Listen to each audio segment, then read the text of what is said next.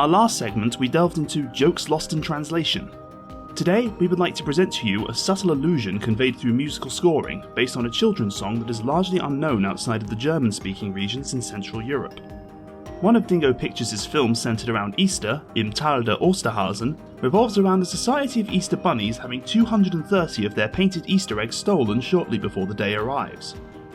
When the film's primary antagonist, a fox, first appears, he has given his own special musical theme to accompany his scenes. Das nenne ich Glück, ein kleines, dickes, leckeres Osterhasenkind. So ist recht nur noch ein kleines Stückchen. This motif is a variation on the children's song Fuchs, du hast die Gans gestohlen, or Fox, you stole the goose, altered to sound a little more threatening than it would be in its usual context. Fuchs, du hast die Gans gestohlen, gib sie wieder her. Rüber.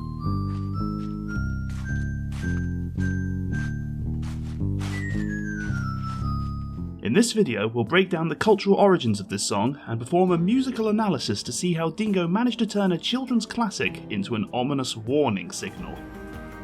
The origins of Fuchs, du hast die Gans gestohlen can be traced back to Ernst Anschutz in 1824, who composed this enduring children's song to an older folk melody. Renowned for enriching the folk and children's music repertoire, Anschutz's work, including the globally beloved O Tannenbaum, remains a cornerstone of German-speaking cultural heritage, showcasing the timeless appeal and historical depth of these melodies. In this song, a goose disappears, and all eyes immediately turn to the cunning Renard the Fox. Without any substantial evidence, he is quickly painted as the culprit and handed over to the merciless authority of the hunter, the sheriff of the fairy tale forest. This scene casts a stark light on the speed with which prejudices and hasty conclusions take hold in narrative traditions, without any evidence or trial. In the second verse, arguing gives way to threatening, and the chosen villain is presented in a lynch-like ritual in blood red, or rather ink red, colours. Softening the cruelty of the scene, especially for the tender souls of children, was never a prominent feature of German fairy tale culture. Most Dingo Pictures films predominantly utilise stock music.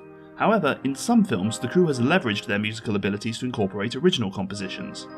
These films exhibit a subtle ambivalence towards the mechanisms of the cultural industry. While they rely mostly on stock music, occasional original compositions break with this norm, providing space for individual expression. In Dingo's take on Fuchs, du hast die Gans gestohlen, the first 8 notes are set in a major key, specifically in C major. The following 5 notes, Gib sie wieder her, or Give it back, transition into an entirely different key, a variation on C sharp minor.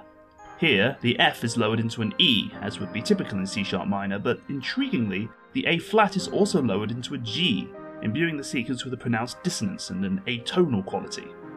Additionally, the bass notes in the background, through their chromatic progression that follows no discernible key and appears arbitrarily chosen, contribute to a disturbing sound, amplifying the sense of unease in the listener. The bass line is also structured as a walking bass, but it is significantly more constrained and decidedly not used to produce a jazzy effect, which is what walking basses tend to be used in the most. Portrayed this way, the bass's sense of forward progression adds to the unease by almost mirroring it in the way someone might tiptoe forward nervously in an unfamiliar setting, something that Harry, the Easter Bunny detective in the film, is all too familiar with. As aforementioned, this music is played when the camera pans to the fox. The challenge is particularly great as the joke is conveyed more through the audio presentation, the cut to the cunning fox about to commit his nefarious deeds, and the immediate association with the song that follows, which makes it especially difficult to grasp the subtle humour if one is not familiar with the title and has not grown up in the German-speaking culture of Central Europe, where this song is a part of childhood. Playing a variation of Fuchs, du hast die Gans gestohlen as the fox appears serves as more than a narrative bridge connecting the audience with the character. It enriches characteristic traits with the familiar lyrics while introducing an eerie atmosphere through its modification.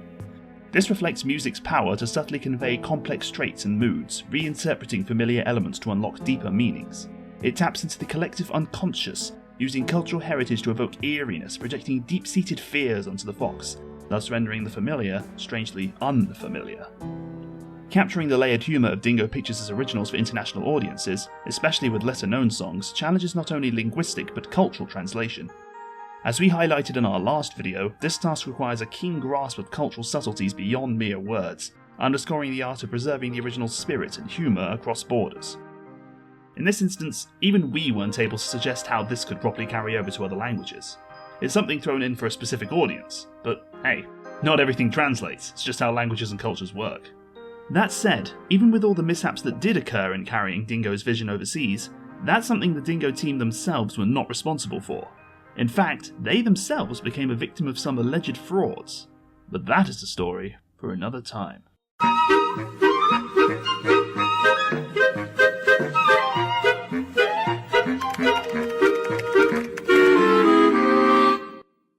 And make sure to check out the new Dingo Pictures merch store, where we're now selling t-shirts and an official Waboo plush.